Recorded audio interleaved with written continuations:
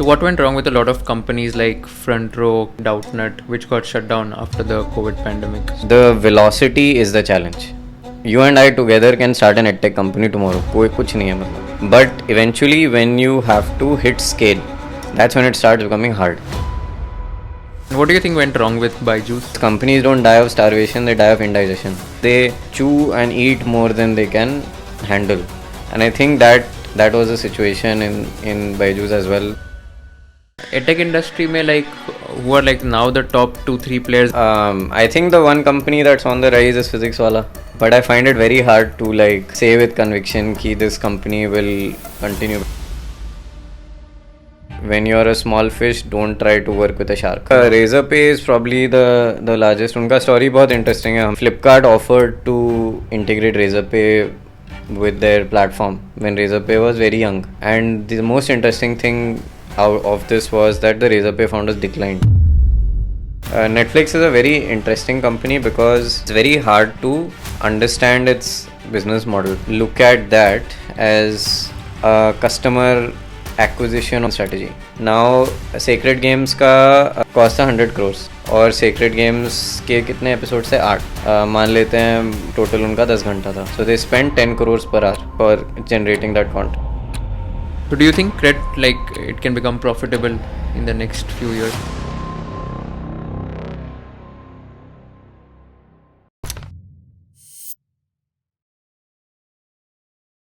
Hi everyone, welcome to Conversation with Kushal. How are you? Good. Thank you for having me. Yes, awesome. Like this one would be more focused towards the startup ecosystem, and we'll discuss every sector in detail. And since you've launched your fund, by the way, congratulations for that. Thank you. And we saw it in the news as well. So the 100 crore fund. And let's start about the startup ecosystem. Let's talk about the sector specific ecosystem here. So we'll break down every sector and we'll discuss about the top 2-3 startups. What are they doing right? What are they doing wrong? Let's begin with the education edtech sector, which is like on the fall right now. So, and it's like my passionate sector as well. So let's break down like some of the companies in the edtech sector and then we can discuss the further ones. Yeah, I think maybe we can look at the sector and then look at the companies if that's okay with you, because it helps understand patterns that are there. So I think edtech is this really periodically wavy kind of category. I'm still not fundamentally sold on whether you can have exceptionally large outcomes in education, and I'll tell you why. I think you can build very large companies, but can they be like VC backed? That is a question I am grappling with, and I'll tell you why I fundamentally think that is a challenge. So every market has some laws of physics. Education is limited by the annual year classes, and you can grow only as fast as somebody progresses from one class to another. What I mean by that is once you have sold something to someone in class 7, for a year they're not going to buy anything till they're in class 8 and so on and so forth. It's not the case for like a Swiggy or Zomato or something that you are consuming on a daily basis. And I think when companies try to grow faster than the laws of physics of education, they get stuck. Fundamentally, they're all marketing businesses if you look at them. Very similar to, I'd say, like a recruitment company in some sense, because their job is to attract talent. And their job is also to look like a very appealing brand to attract talent. I mean, I wrote a couple of days back that in Hyderabad there's this preschool that's charging 3.5 lakhs for LKG. So education has, because it's so marketing focused, it's become a status symbol in some sense. In the olden days, you would say that a Gucci or a Prada was a status symbol, but now in IIT, IIM, Harvard, Stanford, those are luxury symbols because they're harder and harder to get. So I think education में ये जो constraints हैं, that kind of limits companies to grow very quickly. तो आप अगर 20 साल या 25 साल में एक education company बनाओगे तो you can make a large one. But do you want to do it in 10 years or 7 years, which is generally जो VC backed companies होती हैं? That's why I think I'm a little skeptical on whether you can have multi-billion-dollar outcomes. Of course, you can have a few. I think there is still a lot of scope for innovation and technology. I think Duolingo is an example of an edtech company, which is like a consumer tech business. But for educating people at scale, it has been really hard for companies to do it. Can you break down the business model of Dual? Yeah, so like every business makes money in some way, उसको revenue बोलते हैं, and spends money in some way, उसको cost बोलते हैं. Now cost also you can break down into cost of service or cost of goods sold. I look at it as a P&L because that can explain how that category works. After you remove COGS from revenue, you have gross margin. Then you remove marketing, you have contribution margin, and then you have all the other general and administrative expenses, which is salaries and rent and administrative expenses, etc. In education, depending on the kind of model you have, so let's say you are selling courses to students, so your largest cost of service will be the teachers. Now, depending on what sort of arrangement you have with the teachers, your gross margin can vary anywhere from 30% to 60%. उससे ज़्यादा नहीं जाता है. Generally you have to give like 30-40% to a teacher. Then the big cost for a lot of education companies and why they raise so much money is marketing. It can be as high as 40% of your revenue, and that's why a lot of edtech companies are losing money. And you would see that many of them have advertised in IPL or the Indian cricket team. The reason for that is because they want to build that trust. It's almost like a bank in a way. The brand should be so strong that people think of you and they think of quality and excellence. It was like what Bansal classes was, not anymore. For IIT JEE, now maybe you have like a Resonance or a Allen. 30 years ago there used to be brilliant tutorials, and you can see that the names have changed in a very short time frame. And that's why I say it's like a talent acquisition business in some way, because your ability to attract the best talent is what sets you apart. And I think a lot of edtech companies in India, in my opinion, struggled with results, because your results aate the, they were still going to the legacy large brands, and they would not be able to deliver those results because Allen and these large coaching classes, they have built these systems of identifying the talent, scouting, filtering, creating structures to curate them and then show ranks. So I think they struggled there, and ये बहुत time लगता है बनाने में. So you're saying like the barrier to entry in this industry is quite high? The barrier to entry is very low and very high at the same time. So I'll explain this weird conundrum. So you and I together can start an edtech company tomorrow. कोई कुछ नहीं है, मतलब we can start a you can do CA and I can do IIT or MBA, whatever, together. But eventually when you have to hit scale, that's when it starts becoming hard. क्योंकि वहाँ brand important होता है, वहाँ time लगता है. The velocity is the challenge. So if you want to I'm sure you would be having like lot of CA classes that have run for 30 years, very big brands, but they will reach a certain scale and then kind of stay there. They will not go to like 5,000 crores or 10,000 crores of revenue or valuation. And I think wo laws of physics start to play. So very easy to enter, but also very difficult to scale beyond a certain point, and that's where you start getting stuck, and then you're like, what do I do with all this money, where do I put it? I'm getting stuck. So barrier to entry nahi hai, but barrier to scale hai, which is a kind of unique. I can't think of, there are some other markets, but not like as large as education. And education fundamentally has, it's such a important thing. It's in the top 5 or top 6 needs of any individual. उसमें localized behavior इतना ज़्यादा है कि you can have a person who's teaching you like 10 people. A large company may not be able to even compete with the brand of this local teacher because the local teacher is so well known and reputed, etc. So ये सब dynamics start to play, and that's why scaling becomes hard. Like once a Swiggy scales, and I take Swiggy and Zomato because they're very available examples, जितना वो ज़्यादा बड़े होते हैं उतना ज़्यादा उनका नेटवर्क इफेक्ट हो जाता है. Restaurant, it's easier to get a restaurant on board and it's easier to get a user on board, but edtech में it's not necessary. So what went wrong with a lot of companies like FrontRow, Doubtnut, which got shut down after the COVID pandemic? I think in general it's the same challenge. Where do you deploy so much money and how do you show revenue? Beyond a point, it just started to become hard because like both the companies that you mentioned, they raised north of I think 30 million, 200 से 400 crore. उसको justify करने के लिए आपका valuation होना चाहिए 1000 से 1500 crore. Edtech के मल्टीपल्स 3x होते हैं, but let's just be 3x of revenue. 3x of revenue. Let's just be like aggressive and give them really nice multiples. So you have to easily show some, 150 200 crore kind of revenue business at least.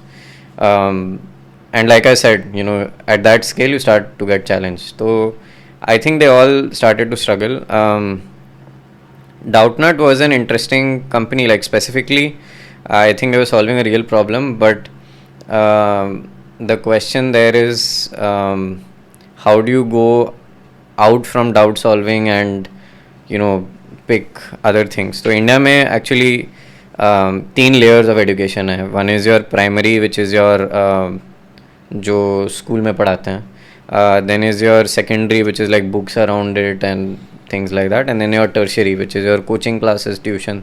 जो core है ना, जहाँ पे actual learning होती है, that is probably one of the hardest markets to get into. Actually the tertiary is where बहुत सारा action होता है, क्योंकि वो easy to break in है. But school में घुसना तो it's almost near impossible.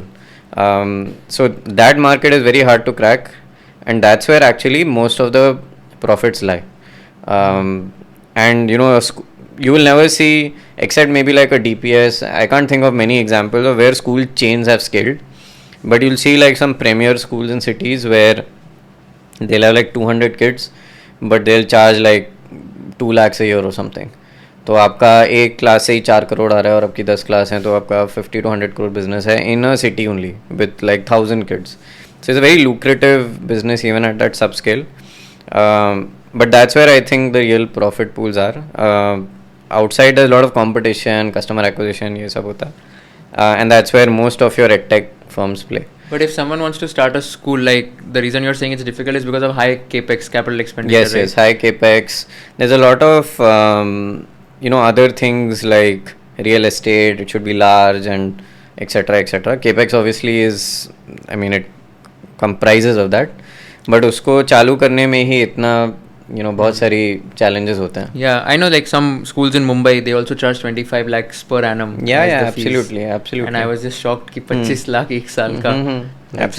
Absolutely. So that's why I said, and I don't think why I say it's so profitable is the schools के जो teachers के salaries हैं वो इतने बड़े नहीं हैं जितना disproportionately fees बढ़ी है. और वो क्यों हुआ है? क्योंकि in the I'd say the top 0.5% of India, incomes have and wealth has grown a lot over the last 30 years. And for them to signal कि I'm going to a special place, they're willing to pay a number. And वो actually ना, जैसे आप I don't know, Amazon और Flipkart पे bidding नहीं होती है, but eBay हुआ करता था, शायद अभी भी है इंडिया में. I've never used it. Auction बन जाता है in some sense. So like somebody bids at say 1 lakh, and then there's some slightly richer people who are like, oh I'm willing to pay higher fees, and then the school has a lot of pricing power. So the fees start to go up. It's like a bidding war which kind of eliminates people who can't afford the school. And then you start saying that hey, I go to XYZ school, it's like Gucci, because you've kind of created a luxury product out of it in some way. So if someone wants to start an edtech company today, what would you advise? Which is the gap they should try to solve? edtech में जो same problem लोग solve करने की कोशिश कर रहे हैं ना, वही अभी भी problem है. How do you educate people at scale using technology? That's a fundamental problem. It's a very broad thing. But I think if you want to look at some drivers जो अभी आए हैं, using AI to tutor people could be interesting. Why I'm saying that is because जो previous technology का form factor है, जो है mobile और video, obviously वो इतना scale नहीं हुआ है. So maybe trying a new form factor might work. There are some companies that have started to do that. I think the upskilling, language learning space is very interesting. Again, there also the same local, global wala problem रहता है. But Duolingo is a very good example of how to create revenue, engage people and teach them as well. Like you have outcome, you have engagement and you have money. ये trifecta है edtech companies का, and in many ways it's like social media company. It's the same thing. You have to engage people, you have to drive revenue. The only thing that is different is there's no outcome in social media. So I think it's a very interesting space. It's a problem everyone wants to solve, but it's really challenging. And if you're building a company, obviously reach out to me. That's self plug. But I think the earliest stages में जितना आप technology को use करोगे and some new technologies available, you'll be able to do more. Got it. And what do you think went wrong with Byju's? I think that it was a I'd written about this as well. It was a terrific business. Like terrific in the sense that it was making money, revenue bana raha tha, it was scaling. I think at some point they started to acquire too many companies, and I really love this quote. I think it's from Packard or Hewlett, one of them, which is companies don't die of starvation, they die of indigestion. It's very deep. What it means is that they chew and eat more than they can handle, and I think that was the situation in Byju's as well. They acquired way too many companies, for a growing startup to be able to assimilate all these cultures and show scale. Essentially what was happening was because Byju's was valued very highly on its revenue, मतलब उसका revenue multiple high था. जैसे let's for sake of explanation assume कि 10x था revenue multiple, I think उतना ही था. And then you have like Akash or some other company which is trading at 3x. So you essentially buy that revenue and then your the 3x multiple becomes 10x. So the 1 rupee of Akash revenue is worth 3, but 1 rupee of Akash revenue in Byju's is worth 10. Because you have growth and you have that. So वो भी चल रहा था because it was a fast growing company. I think that kind of ambition which went with too much money being spent on acquisitions, I think they took debt also. A classic story almost, debt fueled acquisition deaths in some way. I don't know if Byju's is not going to be able to recover from this, I don't know. But education में trust बहुत important होता है, and they have given up a lot of it in the last What is debt fueled acquisition strategy? So you आप loans लेते हो बहुत सारे क्योंकि आप ले सकते हो and you are like a decently large business. Using those loans you acquire other companies. So you use debt to acquire companies, which is a classic private equity strategy. But they use it to acquire cash flow generating companies. Even in this case I think there were cash flow generating companies in some cases, in other cases was not.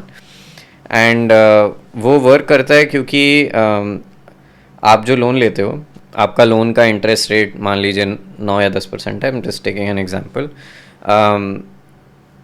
You are able to finance that company and grow it, and because you have acquired equity as well in that company, it increases your return on equity. Leveraged buyouts बोलते हैं इसको, जब when you take like a huge debt and then you use that to finance an acquisition. Why this is done is because the cost of capital of debt is low. So if you are able to grow a company by let's say 2-3x, जो return है, the return to equity improves because the return to debt is lower. तो blended value जो आती है उसकी, I'm just getting into a little bit of math, it's just for juicing your return on equity. So that's why when you can raise debt you buy companies. Got it, fair. And I think even with Byju's some of the accounting issues also came up in light where they booked revenues in advance. I would say that I don't know if it was so I can't comment on the accounting and all those things that were done, but in education there was a practice of booking revenue. तो एक accrual based revenue होता है और एक cash based revenue होता है कि cash जब आया तो मैंने पूरा book किया या फिर accrue हुआ तो.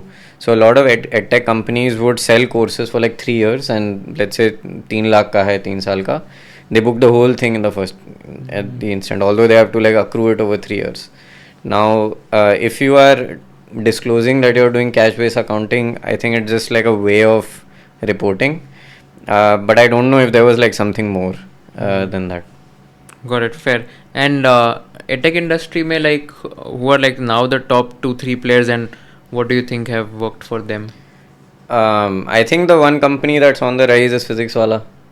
It's doing well, but I find it very hard to like say with conviction कि this company will continue, because you know I've been looking at this industry for the last 8-10 years. There's always a hero और फिर वो उसका कुछ problem होता है. So I think the best way to just look at it is who's making the most money, and I think at this point it's probably Physics Wala only. Got it. I think they followed the distribution first business model strategy, like through Alak Pandey's YouTube channel. Correct. I think even Unacademy did it to a very large extent with Roman's distribution. So, वो सब थे. Right, but still, like Unacademy is heavily loss making, and Physics Wala is profitable. Although they are also, I read they're also into. I think this quarter was loss. Yeah, because they're growing. Correct. So they have to fund growth. And can you like break down business models of one or two of these companies? Fundamentally, सब companies को student acquire करना होता है, उनसे पैसे लेने होते हैं, and then they have to service that student. वो fundamental model है. एक example लेते हैं Duolingo. तो Duolingo का they have a freemium model. तो अगर आपको time लेके पढ़ना है, accelerate नहीं करना है, तो you see some ads, you do some lessons. तो Duolingo का मॉडल क्या होता है, let's say हमें चाइनीज़, मतलब मुझे I was trying to learn Chinese for example. There are many levels. It starts with कि basics की नाम कैसे बोलते हैं and other such things. Her level को क्रॉस करने के लिए आपको कुछ टाइम स्पेंड करना होता है. How Duolingo makes money is in two ways. One is जो एड सपोर्टेड मॉडल है कि वो एड्स दिखाता है जो फ्री में है, या फिर you can take a subscription and unlock some services which includes like promoting your level, getting some help, you know, being able to see things. तो वो यूज़र बेस पे पैसा बनाते हैं. लेट्स से एक यूज़र ने महीने में 700-800 रुपये खर्च किए. अब Duolingo के इसमें कॉस्ट क्या है? तो Duolingo का, क्योंकि कोई टीचर नहीं है on the other side, and because it's a consumer tech company, the largest जो ग्रॉस मार्जिन में कॉस्ट होगा वो होगा सर्वर्स और you know technology etcetera, software. Generally वो 5 से 7% होता है रेवेन्यू का. उसके बाद Duolingo के 2 बड़े कंपोनेंट्स होंगे जिस पे उनका खर्चा होता है. One is customer acquisition. जैसे मैं पहले बता रहा था कि 30 से 40% होता है. I don't have exact numbers for Duolingo, but I would assume कि उनका भी, क्योंकि दे आर मोर स्केल्ड, उनका शायद 15-20% होगा कैक. तो अगर आपने 700-800 रुपये खर्चे हैं तो जनरली आपका कैक हो सकता है 160 या 200 रुपये होगा. कैक होगा कि उन्होंने एड्स रन किए, फिर आपने ऐड देखा, फिर आपने एंगेज किया ऐड से, फिर आपने क्लिक किया, फिर आप ऐप स्टोर पे गए, फिर आपने इंस्टॉल किया, फिर आपने यूज़ किया. तो आपके इतने सारे स्टेप्स हैं. इसको बोलते हैं कन्वर्जन फनल. और कन्वर्जन फनल के हर स्टेज पे आपका ड्रॉप ऑफ हो सकता है. तो इसीलिए अगर आपने 100 लोग को ऐड दिखाया, उसमें से शायद 1 या 2 एक्चुअली ऐप इंस्टॉल करेंगे या ख़रीदेंगे, तो उसको कन्वर्जन रेट बोल सकते हैं.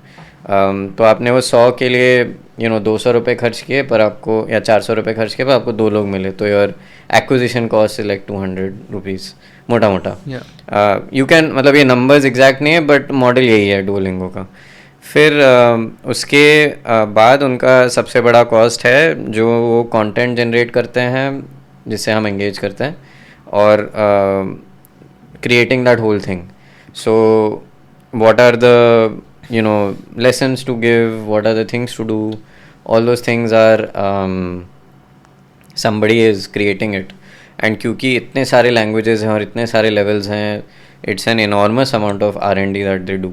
तो अब इसको आप 2 तरीके से ट्रीट कर सकते हो. either you expense it every year, जितना आपने, जो भी टीम थी इसको बनाने में उनका कॉस्ट, या फिर you can take it like an asset and then expense it every year. Companies do it both ways. पर ये उनका बहुत ज़्यादा एक्सपेंस होगा, ऑलमोस्ट जैसे लाइक नेटफ्लिक्स का, नेटफ्लिक्स का कॉस्ट होता है कंटेंट जनरेट करने का. इसके बाद आप शायद यू रीच कंट्रीब्यूशन मार्जिन. इसके नीचे you will have like rent and general admin expenses etcetera. तो अगर आप 800 दे रहे हो डुओलिंगो को, आई वुड इमेजिन डुओलिंगो के पास प्रॉफिट में शायद 80 रुपीज़ आता होगा ball park. That's the kind of structure they would have. They would have a 7 to 10% profitability. Got it. They are profitable right I now. think so. I'm not sure, but I think so. Got it. Fair. Cool. Let's talk about the fintech sector. हाँ. What are some of the trends you're seeing in the fintech sector going forward? तो fintech में बहुत सारी categories हैं. I don't know which one we can pick, but so let's discuss payments. हाँ. What are some of the emerging trends in the payments landscape, which are like the top 3-4 players there? And yeah, I think Razorpay is probably the largest. उनका story बहुत interesting है. हमने भी लिखा था उनके बारे में. I think one of the most interesting things that they had done very early on, which is some learning for a startup, is कि Flipkart offered to integrate Razorpay with their platform when Razorpay was very young.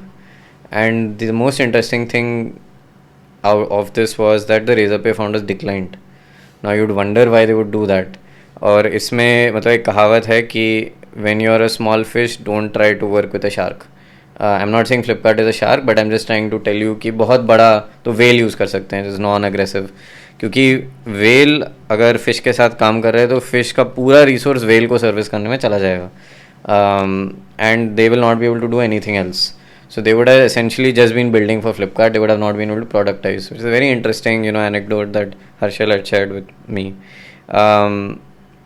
I think that Razorpay did something very interesting. There's a path of disruption जो उन्होंने follow किया है. तो ये Peter टकर की book होगी यहाँ पे, which is I think it's Clayton Christensen, which is that companies disrupt markets by going after the sectors and categories which nobody is willing to service. Usually, even Walmart followed this. So what Walmart did was they didn't come to New York and big cities first. They started with rural areas जहाँ पे nobody was doing this big box kind of format. And then by the time they arrived in New York, they were so large in the rural area that मतलब Big Bang उनका announcement हुआ into the big cities. Similarly, what Razorpay did was, because nobody was willing to service startups for payments, they focused on how to solve for the smaller companies. And what that forced them to do is they had to be technologically driven, they had to keep costs low क्योंकि वो startup से ज़्यादा revenue नहीं आएगा. So उनको cost भी low करना पड़ा, innovation काफ़ी ज़्यादा हुआ, and then they started selling to bigger and bigger clients. So you will see even like very large clients now use Razorpay. अब Razorpay का मॉडल क्या है? Razorpay's model is that they have to ensure two entities that are trying to pay to each other are able to talk. So let's say it's a customer and a merchant. Now, if a customer has to send money to a merchant, it's not as easy as it sounds. You have to do a handoff. They have to have a conversation. I mean, they are not speaking. Their technology has to have a conversation. Bank has to be involved, credit card system, etc. You have all these payment methods that need to be integrated. So there are a lot of integrations that go into ensuring a customer is able to pay a merchant. And let's say like there's a Zomato in between, फिर ये कैसे होता है. So Razorpay is a payment gateway, and it allows me to use any payment method to pay someone else. And I don't need to worry about कि मेरे पास सिर्फ वही payment method होना चाहिए. तो पहले like there was only one payment method which was cash, right? I could only pay someone cash. Now if I don't have cash, I can't pay them. Then you started creating lots of different ways of paying credit, etc. etc. तो जितने ज़्यादा methods आ गए उतना ज़्यादा complex हो गया और इनको इंटीग्रेट करना एक चैलेंज बन गया. तो ये Razorpay ने यही किया. Like they became an integrator, and most payment gateways do this only. Like they are integrating, doing an integration for some stage. So Razorpay did this, and Razorpay का model is that they sit on money flow and they take some money through the money flow, right? तो उसको बोलते हैं transaction fee या take rate. तो Razorpay India में about 100 billion worth of transactions का target है. आई थिंक वो पहुंच भी है. if you know you're looking at that sort of target, you are essentially trying to say that I will cover all e-commerce kind of payments, right? So India's e-commerce is like 50-60 billion. So if they're looking at a 100 billion target, they will, you know, whenever the e-commerce landscape reaches that kind of scale. And then you have non-e-commerce stuff as well. Now मान लीजिए Razorpay enabled 100 rupees का transaction, they take a percentage of that, and that is negotiated with generally the merchant, because the merchant has taken the solution so that they get money from the customer. So they will pay Razorpay to enable that transaction, and they'll take give a percentage of that. तो 100% का आप 100 रुपये का 0.5% हो सकता है, 1% हो सकता है, या 0.25% हो सकता है, depending on the agreement with the merchant. Now what Razorpay has done very interestingly is उन्होंने एक डेवलपर इकोसिस्टम को एनेबल करने के लिए APIs बनाए. APIs are essentially application programming interface. Very simply, it is for two different systems to talk to each other. Like you create one document and another document, and they kind of speak to each other. So Razorpay made it very simple for companies to integrate the Razorpay payment gateway into their flow. Ki if let's say it's a e-commerce site, you take Razorpay's APIs and yours, and then you just integrate कर दो, और फिर आपका payment flow एकदम आराम से आ जाता है. And for all this, management of payment for you, they take money. तो उनका revenue stream is उसको TPV बोलते हैं, total payment volume, उसका percentage लेते हैं, वो उनका ग्रॉस रेवेन्यू होता है. एन एवरेज परसेंटेज ये होगा 0.5 to 1%. या वैसे ही होता है. Like depends on what they negotiate. So from Razorpay's revenue you can calculate कि मोटा मोटा कितना उनका पेमेंट वॉल्यूम है. नाउ इनका सबसे ज़्यादा, because now this is a tech company entirely, right, तो इनका सबसे ज़्यादा कॉस्ट होता है सॉफ्टवेयर एंड मार्केटिंग होता है. सो मार्केटिंग का कॉस्ट होता है इनके लिए. And then, because it's an engineering company, lot of product and engineering. Although Razorpay का इतना volume है, the team size actually will be pretty small, क्योंकि it's a technology company, and that's why I find it very interesting, क्योंकि वो एक true tech company है. There's no like physical operations or anything. They're largely just a tech company. Is this a trend going forward? A lot of billion-dollar companies will have small teams in the future. I think so. Tech has made it possible. I know AI में बोलते हैं कि 10 लोग के साथ $1 billion की company बन सकती है, but I think वो थोड़ा stretch है. I don't know if there's any company apart from WhatsApp that can boast of that. But I do think that company sizes will decrease. I think there'll be more large companies with smaller teams. Got it. वो होगा. Let's talk about two companies in the fintech space. Zerodha, as you mentioned, and Cred. I'd written about Zerodha in 2018-2019. They are a broking business, and how they disrupted and got into the ecosystem was that they said कि we will not charge brokerage on every transaction. We'll just charge like a fixed fee, और आप वो transaction करो. Because they did this, they started getting so much volume that even that fixed fee, which was like zero, because of the number of trades, so they were like, हम fee zero कर देंगे, like almost nil कर देंगे. What will happen due to that is volume बहुत बढ़ जाएगा. So we'll make up the money on volume. And so if you're doing lots of trades to Zerodha, you end up making a lot of money for Zerodha, and that's exactly what happened. That's how they grew. But I think the real kicker for them was one, the equity market rally over the last 3-4 years. I think everyone suddenly become very rich with equity. I expect some sort of correction to happen, but because the market has grown, the brokers are essentially the बोलते हैं shovels जो बेच रहे हैं gold rush में कि आओ shovel ले लो, तो लोगों ने ज़ीरोधा के अकाउंट्स खोल लिए to trade, and because there fee structure was so attractive, it became very lucrative for retail guys as well. So they were like, let's take investing to everybody and not just to like the people who can afford it, just make it more accessible. I think the other big driver has been for a lot of people is derivatives, and derivatives may why the revenue and profit is so high is because the volume of transactions is insanely high, and they take a percentage on that. It's a very small percentage, but because you're doing so many transactions, you end up making a lot of money. So if you look at now the revenue structure or the profit structure for Zerodha, it'll probably be more a higher percentage definitely for the profits will be from the options and derivatives trading. Because the volume is large, the amount they make on it is large, much larger than equities. Essentially क्या हो गया है कि क्योंकि वो discount broker बन गए, everyone started following them, and then suddenly all the margin that was there in the equities got squeezed. So abhi now you have this new category where there's a lot of volume. India, in fact, I think is probably 10, 20, 30 times the US market in terms of volume. I think कोई बोल रहा था 100x भी है. It could be possible. And I think not a lot of people understand options and derivatives.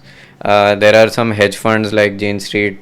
Apparently they made $1 billion in India trading against retail option traders who lost money. I feel like क्योंकि वो there is that dopamine rush that comes in fast money, fast changing trading, etc., which doesn't get an outlet anywhere else in India. That's why वो options में बहुत सारे लोग घुस चुके हैं इंडिया में. And then there are like tons of brokers who are all making money on this. Even so, Zerodha is making money on it, Grow is making money on it, others are making money on it. Some new age brokers have also come in to focus on this. So that's how the market has evolved. Zerodha makes money from its fees. Again, it's also a tech company in some sense, but they have customer support and software as well. Because they are handling real money for people, and they because time is so important and sensitivity ज़्यादा होती है, you should be able to call someone. But Zerodha will be a very high gross margin business, I would say 60-70% at least. They are known famously for not doing any marketing, but I am sure there are other ways in which they are acquiring customers, which is through content acquisition, etc. And then they have like their engineering team, and I think Zerodha's profit margin is 30%, 35%, which is insanely high. So you can see like there's very less cost in the company because technology can be used to do so many things. But it's also a child of this growing market. And I think their growth and profitability has happened because of that. Because suddenly market explode hua, they were there right place, right time. Now the regulator has also come in and said that, we want to regulate this, we want to reduce options trading. That will hit their margin profile as well. So I would expect कि volume थोड़ा कम होगा, revenue शायद might take a hit. I think even Nitin has said that, revenue could slow, profitability also get impacted. Yeah, I think even Grow's number of active users have overtook them. Yeah, Grow is now at about 2 times the size. Oh, is it? Yeah, so Grow crossed 10 million users, active users. I think Zerodha is like 6-7, so not exactly 2, but definitely like 50-60%. When Grow started, it was a rounding error for Zerodha. So I actually have this graph which is like Zerodha growing like this and Grow as a ceiling ke through, breaking through. But the advantage that Zerodha has, and in many ways like Grow is to Zerodha what Zerodha was to the original brokers, they have more of the higher AOV customers जो पहले आए थे, from the जो original traders थे, and Grow has more of like the lower AOV just getting into the market. So even though they have 50% more users, their revenue is 1/3 of Zerodha's. तो उनका actual average spend is much lower for Grow because of the profile of people that they have. Right. So Grow is basically trying to target the tier 2, tier 3 of India, like the no, not the tier 2, tier 3. It is targeting the less sophisticated, lower spend traders. They can be in a city like Pune, Bombay also. It's just that they are not running very large books. It's mostly like lot of retail. So I would imagine उनका segment वैसे ज़्यादा है. Got it. But they can also get into the high AOV. Of course they can. Of course they can. But they have to attract the Zerodha guys or the others over there. Got it. Fair. Want to spend some time on Cred? Like what exactly is going with them? So I think Cred's idea, at least when the company was started, was to curate high net worth or high credit worthiness individuals and then sell them financial products eventually. I think it's probably one of the most well designed products in the Indian ecosystem because they have an exceptionally good design team and engagement has been a big focus for the company. So it's a very different way of building a company where you like get people first, just build community in some sense, and then you start to monetize it. I think it's played out to some extent. So there are few revenue streams that they have built. And again, it's not a public company, so it's just like a lot of outside and research. I'm not quoting internal sources. But one of their big product lines or revenue lines is the lending book that they built, which they call Credmint. Then the other is they were processing rental payments for a lot of people. Uska percentage आप actually ले सकते हो. I think अभी recently there's some regulation that has come in which is going to limit this or stop this. And then there are like other ancillary areas, like they've acquired some wealth management companies, etc. But I would say ये दोनों सबसे बड़े revenue drivers हैं. And Cred in the last I think few years has grown pretty fast in terms of revenue. How much? As far as I understand, they've even crossed like 1,000 crore revenue run rate. And they're growing pretty quickly. Again, this is based on articles I've read and I understand. 100 million run rate के ऊपर company है revenue.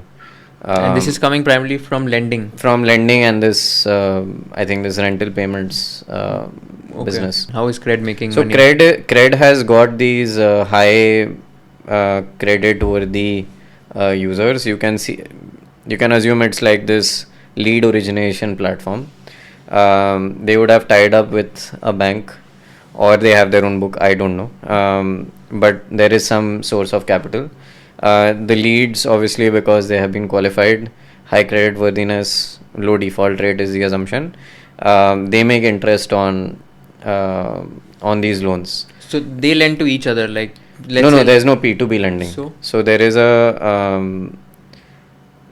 a loan book which Cred has access to, through which it is lending to. Okay, so Cred is lending to these. Cred is enabling lending to, yeah. So basically like an NBFC. NBFC kind of. They have a license also, I think. Oh, okay. So they acquired a company which had a license, etc. So they have some structure. I don't think it's a P2P lending, and India में P2P lending पे rules काफी strict है. So they are originating the loans and they're making a percentage of the interest. Generally, if you can ensure कि NPAs are really low, then the profitability of the venture is good. Just for the sake of understanding for everyone, so NPAs are non-performing assets, which is when like interest is not paid for more than 90 days. So like that is something which is an NPA. So that's like a default category. And then you lose. Why it matters so much is because you lose the principal, which is many times the interest. So not only do you lose the interest, you also lose the loan, which can wipe off like 10 logo ka interest. So that's why having the right category. So Cred is doing a lot of things to monetize its user base. These two I think are the larger revenue drivers. There are also other things that they have done, but I think fundamentally ये दोनों Got it. On the rentals front, like if I am paying my rent to the landlord through cred, so cred is taking a cut yes, on this transaction, yes, like a payment gateway. But for example, let's say if I am paying through, let's say HDFC Bank credit card, like an auto pay. So no, but let's say I'm not using cred. I'm using HDFC Bank credit card and I'm paying my rent through that auto pay. Yeah. There are no charges which I have to bear apart from the credit card, the merchant charges, right? So, like I just have to pay it. First thing is, can you pay a landlord through a credit card today? No, I don't think so. Yeah, so वो थोड़े complexities हैं, right? So that you can enable some structures which are unavailable to pay to a landlord in through a wire or anything. Abhi generally तो you would pay them like that. No, but I think credit card के through without credit कर सकते हैं ना landlord को. You can pay through a credit card. Can you pay me through a credit card? No I can. Actually I can pay to an individual. Yes you I just can pay to a merchant. Yeah okay got it. So it's like and how is Cred doing that then? Like it's allowed to do this? They must have built some system. I mean, I don't have the details. Again, this is based on my understanding. But I think that they built out these systems to enable these rental payments, and they are like auto. Got it. Fair. And then who is bearing these charges? Like if I am paying to the landlord via Cred. Okay. And so you kind of split it. Okay. Hoga. Got it. So do you think Cred, like it can become profitable in the next few years? I think if they're able to scale their loan book, I don't know about this rental payment thing, because there's a lot of discussion on how it will play out. So it might end up just being a pseudo bank. What like lending book? So I don't think they can take deposits, but like a non-banking financial corporation. That will be their big money spinner. Right. I think. Got it. And it's say yoga. Got it. Fair. Let's take the next sector, which is SaaS.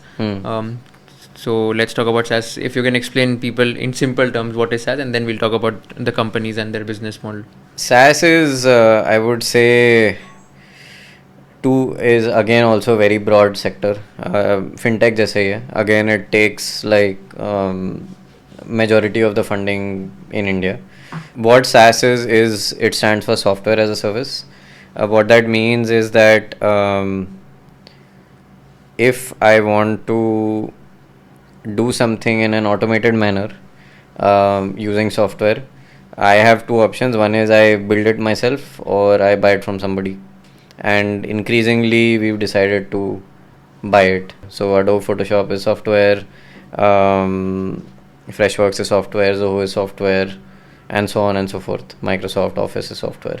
And I would say one of the early pioneers of SaaS was this company called Salesforce, which built a CRM. And instead of, तो पहले क्या होता था, I don't know if you guys would remember, you had to purchase a CD and वो software आता था उस पर loaded और one time cost था, and it used to be high, so it used to be expensive. जैसे 99 में 5,000 रुपये देने होते थे उसके लिए, which today probably is like 20, 30, 40K. तो अब इन्होंने क्या किया, उन्होंने बोला कि cost क्योंकि high है for the customer is like bearing some capex, let's do it monthly as a subscription. And a lot of things had to happen for that to happen. Which is payments can be digital, you should be able to deliver software through cloud. पहले on premise होता था, you could not deliver software through cloud, internet bandwidth भी कम होती थी. But now with all these things coming together, it became easy to have the software in some remote location, and then you can run that software as a service on your laptop or on your phone. And software as a service is very vast. तो how I look at it is कि company के आप जो भी functions देखना है आप break down करो, जैसे फाइनेंस है, ऑपरेशंस है, मार्केटिंग है, सेल्स है, सबके सॉफ्टवेयर होते हैं. So sales focus software as a service, marketing focus software as service, finance focus software as service, operations focus software service, IT operations manage करने के लिए सॉफ्टवेयर. तो each category in this in itself is very large, and there are lots of large companies in India that are doing software. So there is document management software company based out of Pune actually called iCertis. Then there's a cyber company called cybersec focused company called Dhruva. Then Freshworks is a marketing customer relation management software. Zoho is everything. Freshworks has also gone into that direction. So India mein you can point to as many as fintech SaaS companies, and sub directions में software बनता है. So Zoho and Zerodha are the only two unicorns which are bootstrapped, is what I had read. Correct. And Zoho ka, like, that's also a SaaS company which you mentioned. So can you throw some light on the business model of Zoho and what went right with them? So Zoho, and the advantage that Zoho has over Zerodha is कि Zoho has been active for 10 years plus before. Actually, it was a software consulting company first, AdventNet करके, which Mr. Vembu started with, I think his brother or brother-in-law, and then they started consulting, selling software, and then eventually they started packaging this software. And उनका model ये था. So India में जो Infosys है, TCS है, Cognizant, I would say these are the first software companies of India where the software was not shipped but it was encoded and created on premise through people. So there was no product being created. It was just like people going and working on the location and building software. So it was the first software outsourcing wave. I think the second one is where Zoho came in, where it started to become a little more productized, but it was also trying to not innovate on product but just make the service delivery cost so low using India's lower salaries and labor pool advantage in some sense. So what Zoho did was it went after Salesforce. It built a CRM. So its first SaaS tool was a CRM, which is customer relationship management. CRM क्यों use करते हैं हम? क्योंकि मान लो आप business चला रहे हो, आपके बहुत सारे कस्टमर्स हैं, you can obviously not mentally keep track of them, book में नहीं लिख सकते हो. So you'll make columns, you'll add details ki Aviral is a customer, he lives in Pune, this is phone number, this is potential revenue, etc. So it becomes a way to manage your revenue. So Zoho went after Salesforce. उसने बोला कि Salesforce आपको $100 में मांग रहा है. Actually Salesforce much more than $100, but I'm just taking example. मैं आपको $10 में दूंगा. So their first strategy was just to undercut competition through price, and they did really well. They actually went and advertised near Salesforce also and said that think beyond Salesforce, do take Zoho, etc. And they had a lot more time than Zerodha. So they started a little earlier, which is why it was easy to bootstrap for 30 years. I'm not saying bootstrapping is easy, it's just that you have a longer time frame to build a large company. They are, I think, probably worth 7, 8, 10 billion now, generating billion plus of revenue, profits of 20-30%. SaaS businesses are very beautiful because unlike जैसे Zerodha में आपको मैंने बताया, या फिर let's say Swiggy or Zomato, once you lock in a customer, their ability to leave, जो churn बोलते हैं, वो B2B में कम होता है और B2B SaaS में काफ़ी कम होता है. क्योंकि let's say मैंने CRM ले लिया Zoho का, मैंने 1 लाख रोज़ भर दी उसमें कस्टमर्स के, और अब मुझे किसी दूसरे सॉफ्टवेयर में माइग्रेट करना है. So my team has to relearn the software, they have to move the data. There is a lot of reasons to remain in this SaaS. तो SaaS में मेट्रिक्स हम क्या ट्रैक करते हैं? एक होता है एनुअल रिकरिंग रेवेन्यू. उसको रिकरिंग क्यों बोलते हैं? क्योंकि वो हर महीने आता है और आता ही रहता है. So it's a beautiful business that way. Then you have churn rate, which is how many of your customers churned, and उसको revenue में भी measure करते हैं, revenue churn. फिर there is NRR which measures कि आप upsell कर पा रहे हो कि नहीं, कि हर महीने मेरे जो customers retained हैं वो अगर ज़्यादा पे कर रहे हैं. And a lot of these companies they start with a low structure which is just pay me $50 for one user, but then they start liking it so much कि they extend the number of users, 10 कर देते हैं तो आपका suddenly 500 हो गया है. And then that $50 वाला user also is buying some more features. So those kind of things expand your revenue base. So SaaS is a low, generally you don't have to acquire too many customers, and if they're able to keep churn very low, then they're set, like customers are not churning out. तो आप measure करते हो आपका annual recurring revenue, then gross margin is very high in SaaS, like 80-90%. The only COGS is your software delivery, which is servers, etc.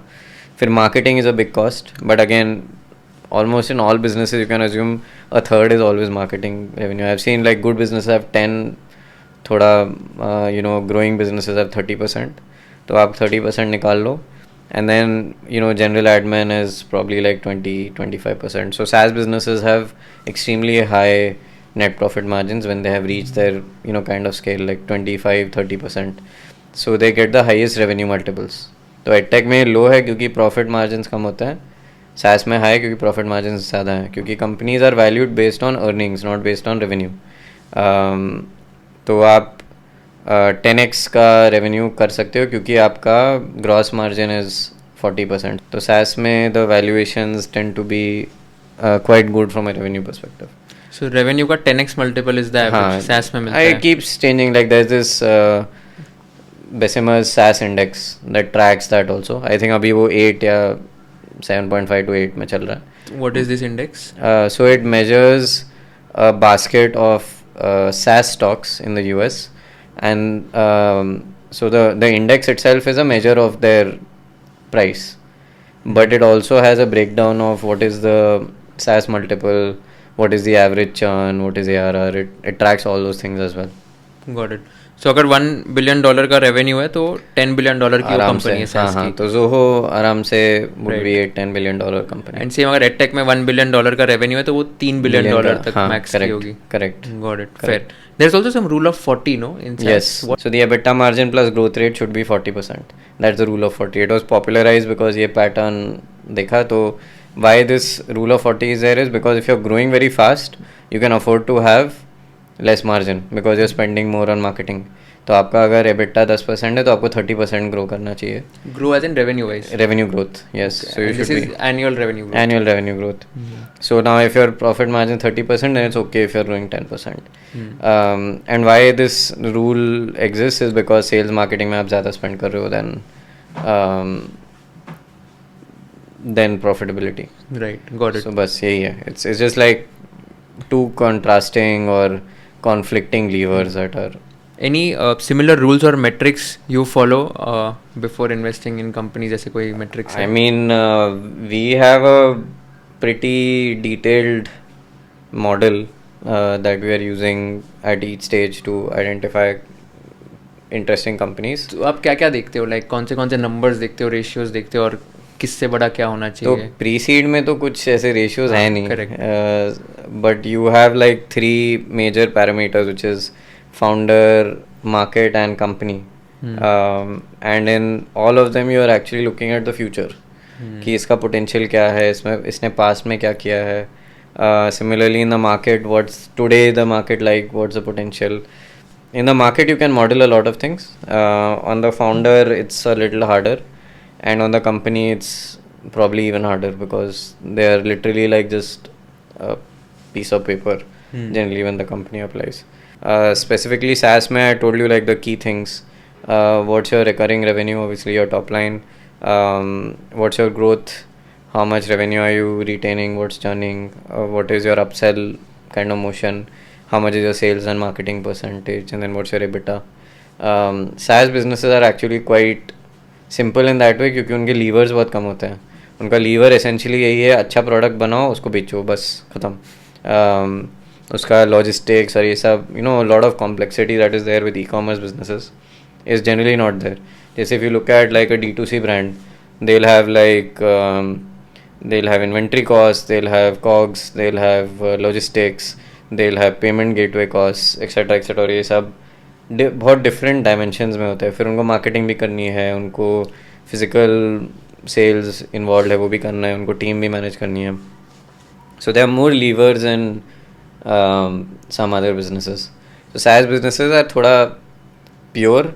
I would say like they are the McKinsey of investing, which is when you invest in a SaaS business, you can't go wrong kind of thought process है जो बोलते हैं ना कि you hire IBM and you won't get fired for hiring IBM, so you won't get fired for investing in SaaS companies because their death rate also is low. There are a lot of things that are good about SaaS businesses, but they don't have the kind of spectacular growth that a consumer company will have. Like if you look at all the top tech companies, are all consumer facing. Apple, Facebook, Google, you can argue that they have SaaS components, but if you look at their major revenue streams, they are all consumer facing. I'd say Microsoft to a large extent is like a SaaS company in some way, but they also, you know, popularize Windows and things like that. Facebook and Google purely they're like ads businesses, making money from consumers. Amazon also the same. So SaaS companies tend to not scale that quickly also. And any specific metrics in the fintech or edtech industry that one should keep a track of? So I think edtech में you should look at contribution margin. That's the most important because उसमें सबसे ज़्यादा important cost आ जाता है. Contribution margin is basically your sales minus the gross cost of goods sold. Yes. That is the contribution. No. So gross में cost of goods sold चला जाता है. Okay, so that is the gross margin. Gross margin, and इसमें cost of services or teachers and others which are like variable, and then marketing. So that is CM1, right? CM1, which is after subtracting teachers cost, and then marketing. No, GM होता है वो gross margin. वो GM, तो GM के बाद क्या होता है? तो CM1 CM2 भी बनाते हैं, वो generally D2C businesses में होता है. Okay, इसमें नहीं होता है. इसमें नहीं होता है. मतलब you can create it if you want to. It's just accounting. It's just at the end of the day what matters is कितना पैसा आया, कितना पैसा मिला, बस. उसके बीच में you can put anything anywhere you want. Like people do that. So some people put customer support in their team. Some people put customer support in gross margin. I think at least a simple rule for me is all your variable costs should come above contribution margin. So gross margin में वो होना चाहिए जो service delivery में आपका cost जा रहा है, और कंट्रीब्यूशन मार्जिन में आता है जो कस्टमर अक्वायर करने में आपका कॉस्ट है वो जाना चाहिए. Anything that scales with the company should go above contribution margin. जो doesn't scale with the company that should go below contribution margin. Like your team and admin, they don't scale as, so let's say your business revenue 10x's, your team will not necessarily 10x. Right. If it is 10xing, then you're basically running a body shopping business in some way, so they become variable cost in some way. So edtech mein contribution margin should be, because it looks at marketing and your cogs. I think fintech mein the net margin becomes very important, like SaaS, क्योंकि उनका सबसे like at least the technology finance companies, the team, engineering, those things are your largest costs. So it depends on from business to business what to look at. Look at this metric called LTV to CAC, lifetime value divided by customer acquisition cost. Correct. So lifetime value was basically that customer आया तुम्हारे पास तो कितने time तक टिका रहेगा, उससे total revenue कितना मिलेगा life time, divided by customer acquisition cost, which is कि एक कस्टमर को अक्वायर करने के लिए कितना खर्चा किया. ये नंबर यूजुअली हम लोग देते हैं अगर 3x 4x अगर होता है, so that is a good number. CAC का 4 times should be the lifetime value. And you know why? Like, no, what's the reason? The reason is because your marketing cost is 25% of your revenue. Yeah, that's right. So what you're essentially saying is, in a steady state, your marketing cost is 25 to 30% of your revenue. That's why this number is good, but there's no logic. It can be 10x also. So I've seen businesses where the LTV CAC is 6, and their profit margins are very good. So SaaS में why this LTV CAC is calculated is because the business is unprofitable, but if you can prove that the revenue that comes from the business over time will more than enough recover the CAC, then eventually profitable हो जाएगा. Right. So then you can say कि हाँ मैं customer acquire करता रहता हूँ, वो रहेंगे, और LTV में churn भी आता है. So you divide it by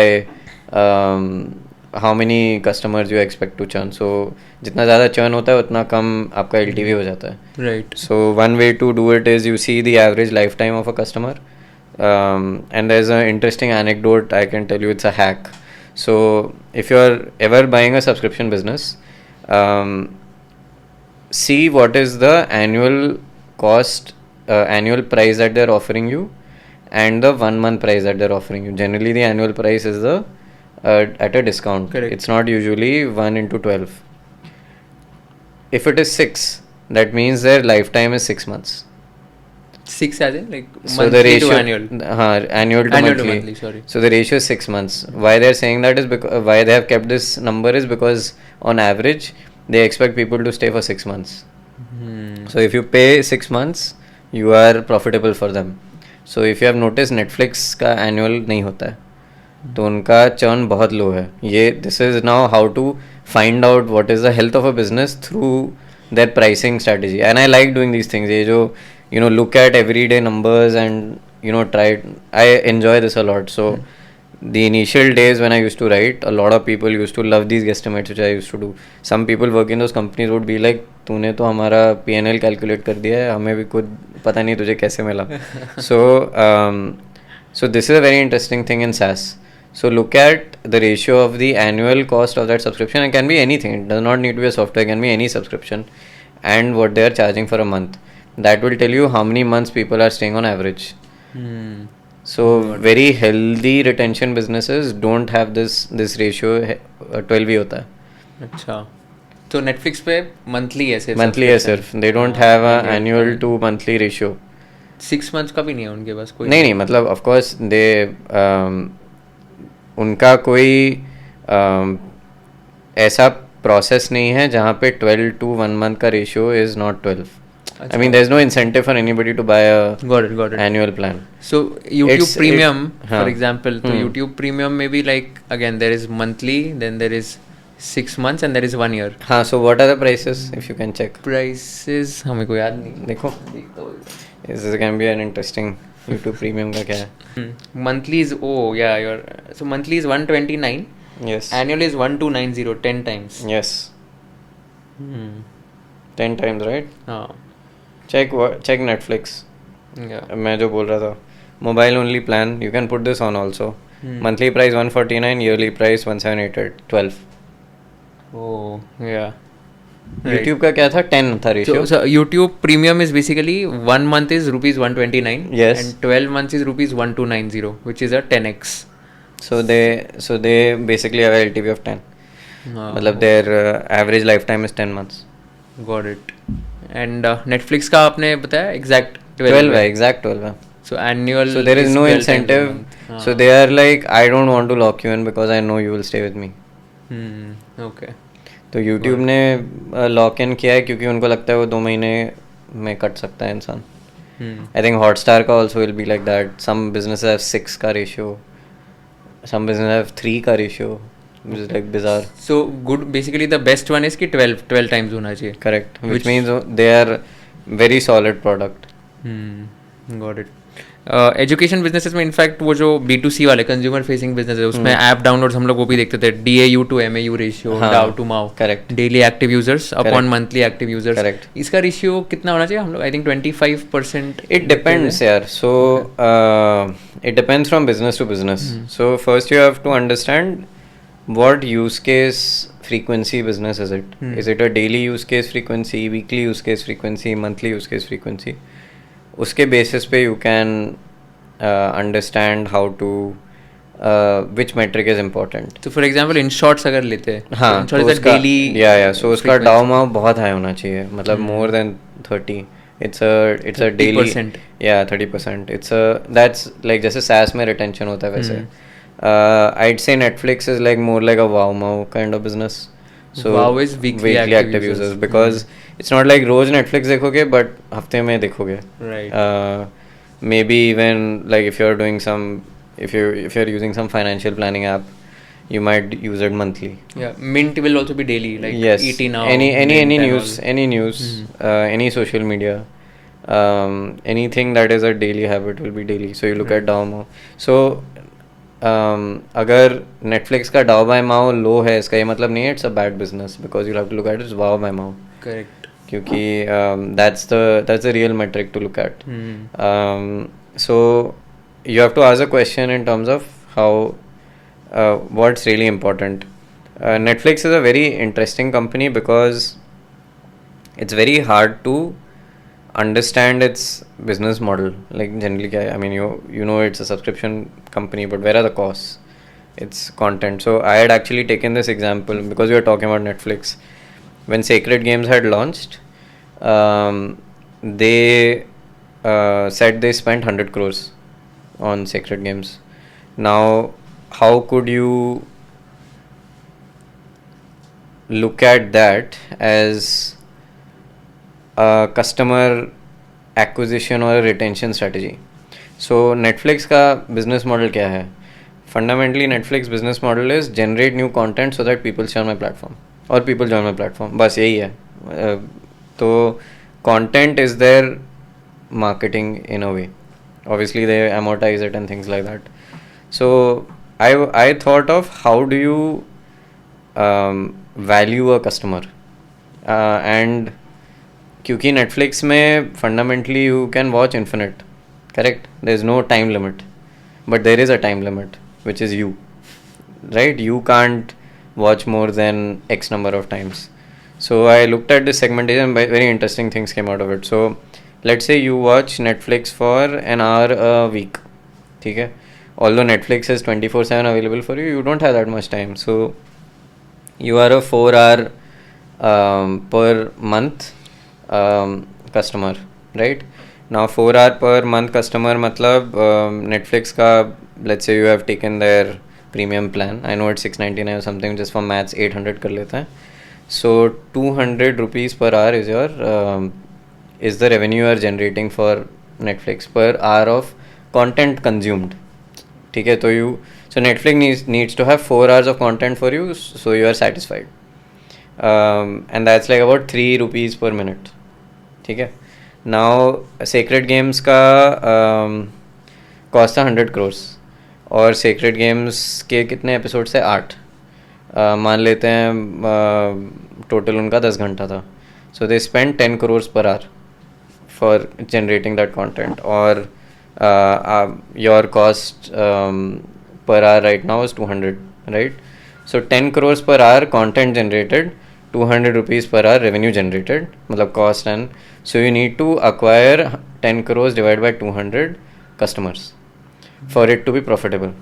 That's the math I did, and it's a very good way to look at Netflix as a business. Like, you retain these customers and others. Now when you look at Netflix from the lens of time, कि per hour क्या है, there are lots of other emergent behaviors आ जाते हैं इसमें. तो let's say you are a 4 hour वाला consumer, I am a 16 hour वाला consumer, both of us are paying the same, so you are kind of subsidizing me. जैसे buffet में होता है ना, जो कम खाता है और ज़्यादा खाता है. So what generally happens due to this is that Netflix will generate only that much content at a high cost, which will acquire profitable users like you. I am unprofitable to Netflix, so it will start creating content which is low cost and kind of garbage after a certain point. जैसे you need, your consumption requirement is 4 to 6 hours a month, so they need to have 4 to 6 hours of good quality content for you, but my consumption requirement is 20 hours. तो मैं तो पता नहीं क्या क्या देखने वाला हूँ, क्योंकि and what I will see will be the long tail, low cost kind of stuff, not the Game of Thrones or the Crown or the Sacred Games, etc. So that's why you'll see these headliner kind of expensive production, and then lots of low cost stuff for the unprofitable people. So users like, the 4 hours ones are the ones who actually make money for Netflix. Just from a content perspective, I've removed server costs and I've oversimplified this a little bit. It's a very good way of thinking how they think of acquiring IP, why do they need, why they spend 100 crores. That number actually was not very large. So 5 lakh हुआ ना? Yeah, 5 lakh बहुत कम है. तो Netflix का user base अभी I think 8-10 million हो गया, मतलब 1 crore.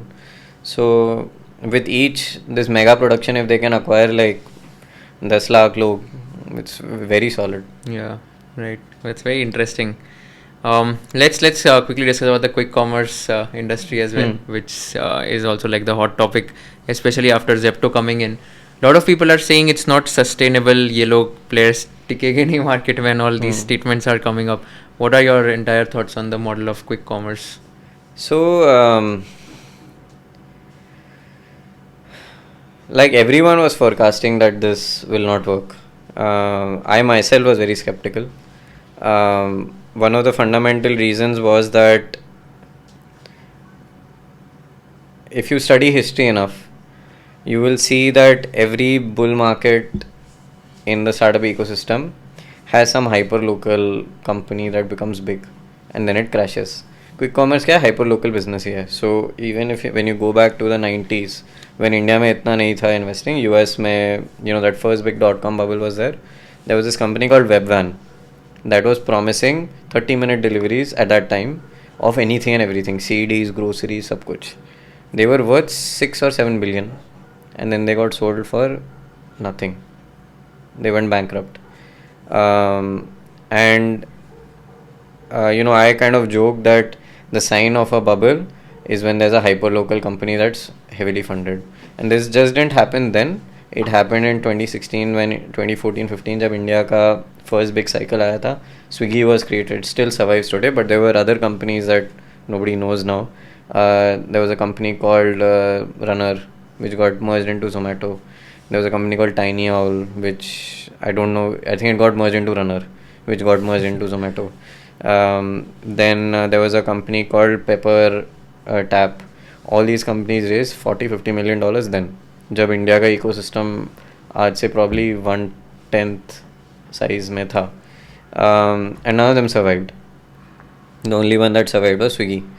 And then in this 2020 wala cycle, not just in India, even globally, you have Getir, Gorillas and others that raised a lot of money and then they merged and failed and ये हो गया. But surprisingly, India में ये नहीं हुआ. Now you can argue for both sides as to what works and what doesn't. I think what doesn't is kind of started to become clear because everybody felt that कि ये क्यों नहीं चलेगा. I think it's still to be seen. While it's good that a lot of companies have raised capital, etc., I think that quick commerce is only a market entry strategy and it has to evolve into other categories for it to make sense for the player. So you cannot just be doing groceries fast. You'll have to do electronics fast. You'll have to do e-commerce also. You might have to do slow also. So Amazon is your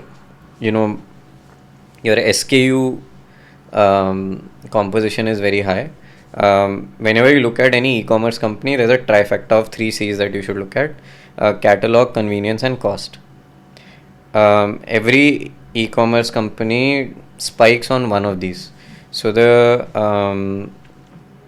quick commerce guys are spiking on convenience because they are expensive and their SKUs are not very large. Then Amazon, in comparison to quick commerce, is spiking on catalog because उनका cost है, but they're also not delivering as fast as quick commerce. And ये triangle में shift होते रहते हैं. तो Amazon पहले was on the convenience side because it was 1 day delivery, but now 1 day से भी fast हो गया. And then you have, let's say, a player like a Meesho, which is spiking on cost. That they might take more days and they might not have very large catalog, but they'll offer you really at the lowest cost possible. And for an e-commerce company to survive, it has to do one of these really well. So quick commerce is solving your convenience wala, and ये forever होता रहेगा. Convenience will always keep getting better. Now in India, few things have played to the advantage of quick commerce.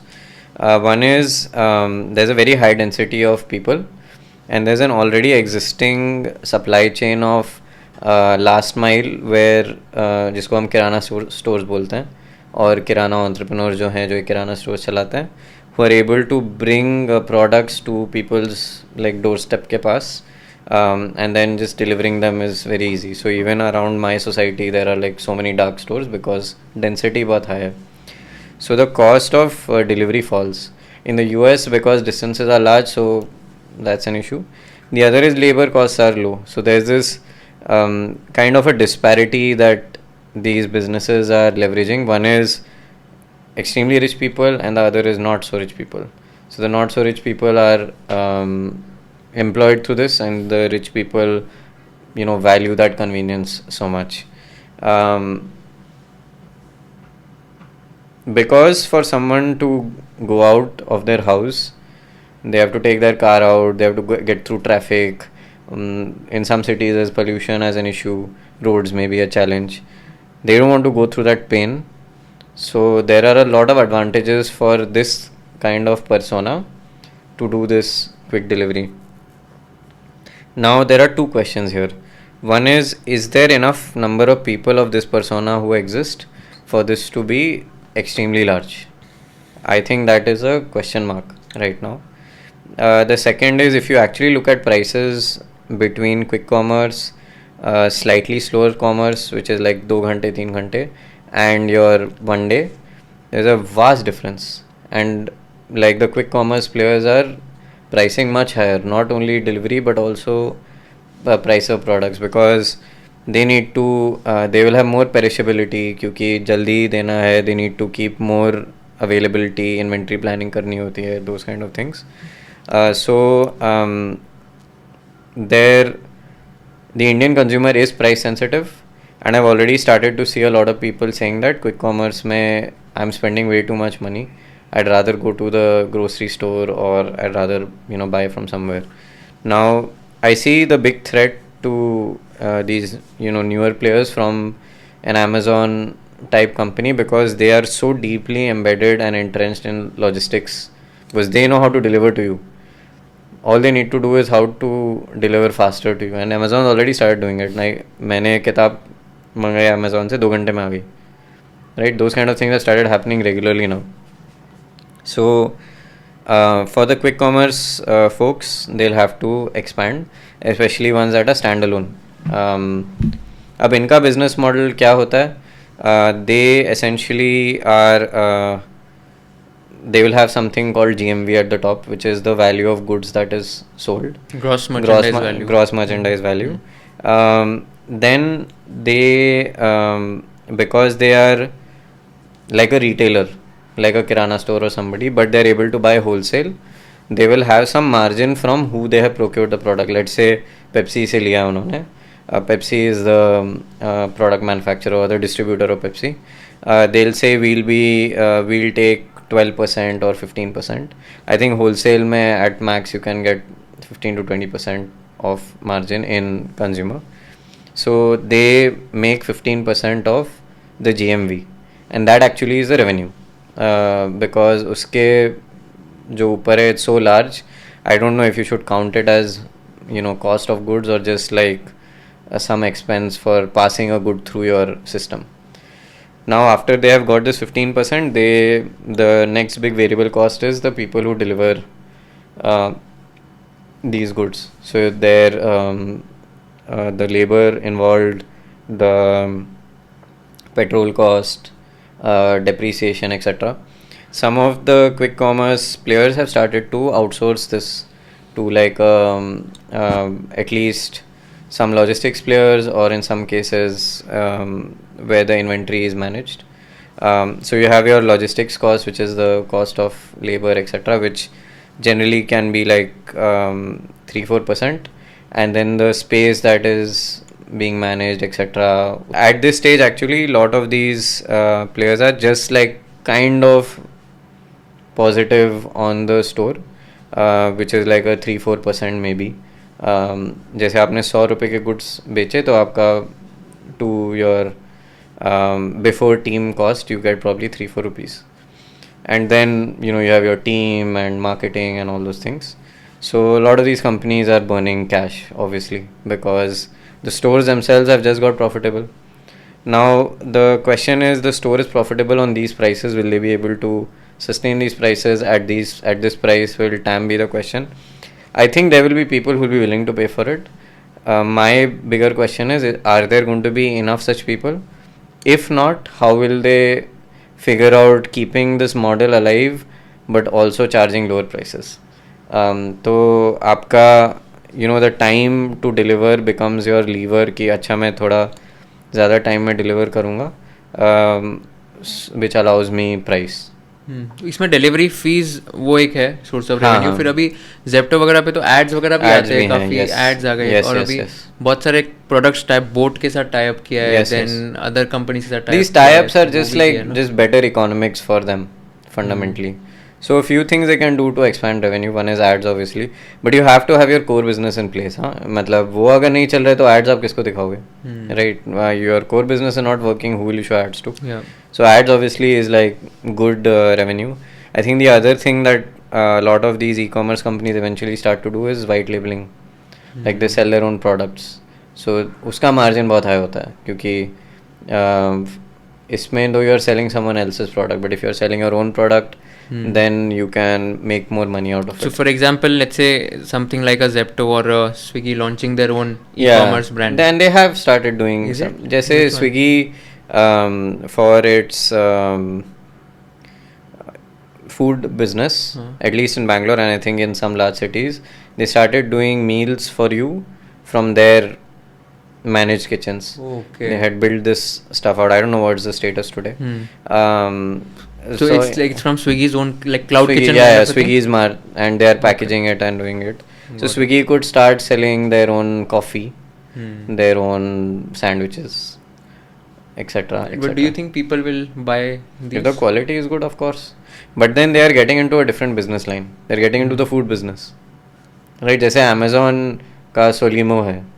They make so what they do is they see the high volume वाले products, so they make clocks, they make boxes, हजार चीजें बनाते हैं.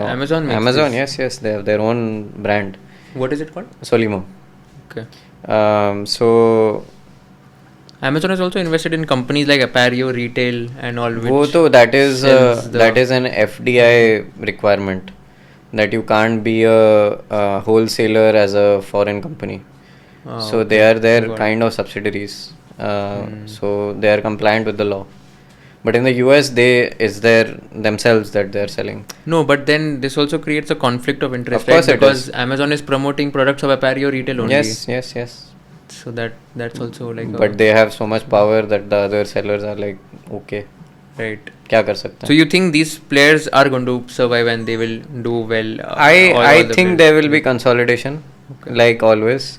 So basically like a big player acquiring the smaller one. Yeah, big player acquiring the smaller one or the small player becoming big. We never know, you know.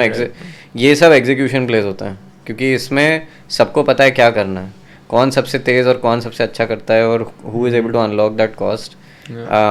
It's not like invention, it's just innovation. You don't have to create anything new, you just have to figure out how to get things fast to someone. Ops में optimize करो, so it's all optimization, numbers, data, etc. So is it like easy to replicate these kind of businesses?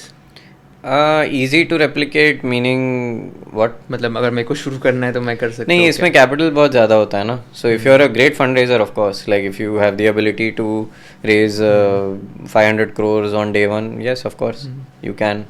But वो चाहिए. Yeah, I agree. आपके पास क्या है कि आपके नए फंड से लेने 500 करोड़ तो मैं भी नहीं देता हूँ कंपनीज को. सेकंड फंड आ ही जाएगा बहुत जल्द. But I am that strategy is not something that I'll do. That is growth. Yeah. So I believe in, you know, small first checks, and even if, you know, the fund scales, it's something that we will stick to. So you started the process of identifying startups and any specific sectors you're targeting? No, I am looking at stages. I think as an investor, you can either be stage specific or sector specific. क्योंकि depth फिर problem हो जाती है. I think if you are stage specific, then you know you have to see all sectors. So what stages are you targeting? Pre-seed only. Not even seed. Yeah, not even seed. So pre-seed is basically at an idea stage. 1 to 2 crores check.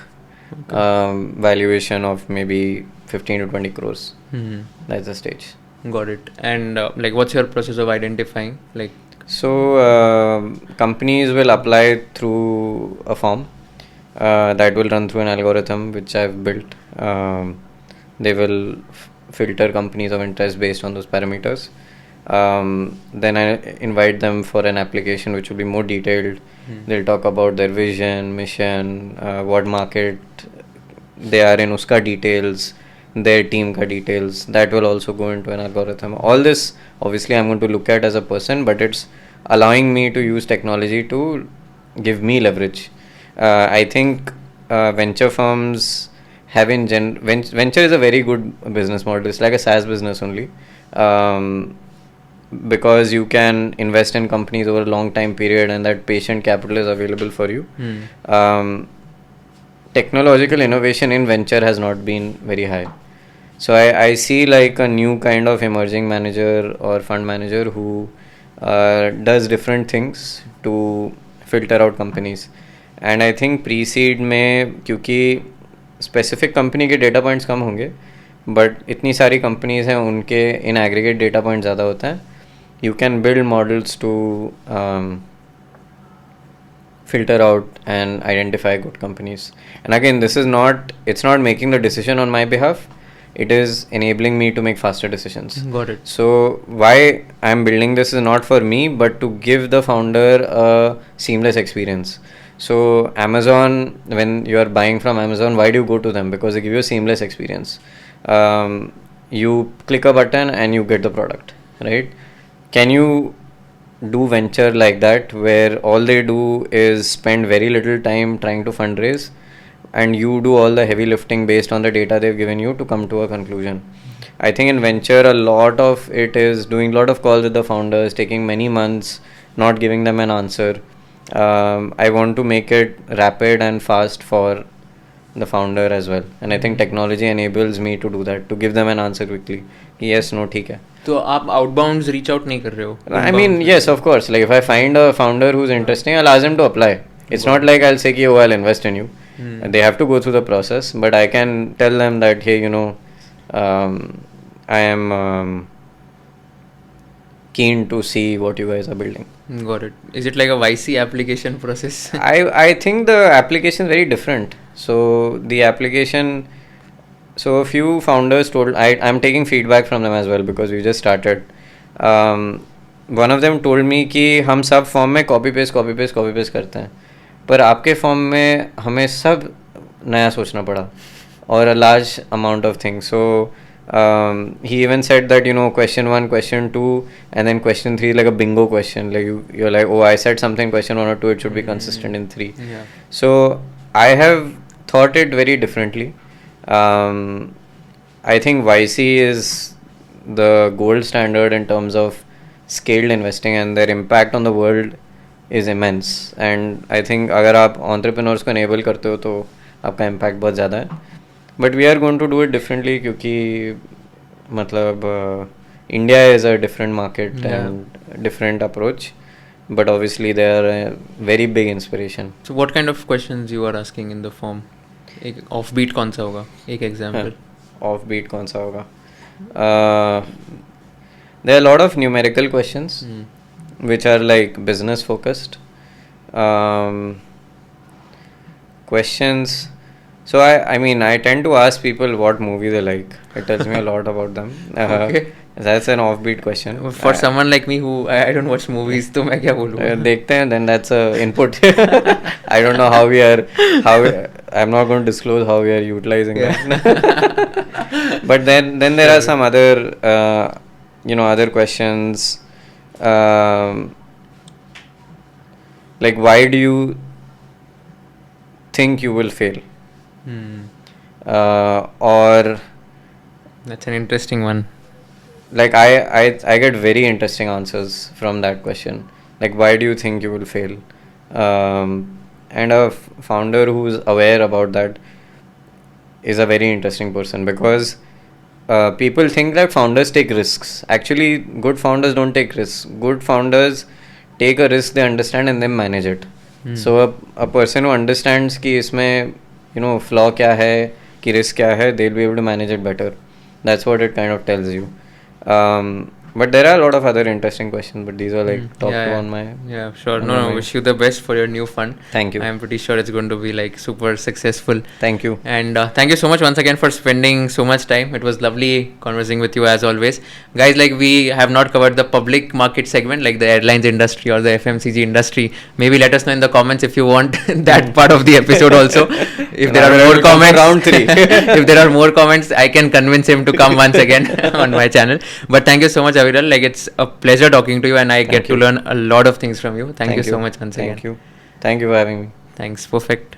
I hope आपको value मिली होगी ये video से. अगर आपको थोड़ी सी भी value मिली होगी तो I request you to share this video with at least one friend you know, so that they also can get a lot of insights from this. And please let us know कि आपको कौन से part सबसे ज्यादा पसंद आए, आपको कौन से पार्ट बिल्कुल पसंद नहीं आए, एंड आपको कौन से टाइप के गेस्ट चाहिए, and what kind of questions you want us to ask all these guest, so that we give you the most possible value in the shortest amount of time. Thank you so much for watching this video. Do let us know in the comment section about the feedback for the same, and stay tuned for more episodes of Conversation with Kushal.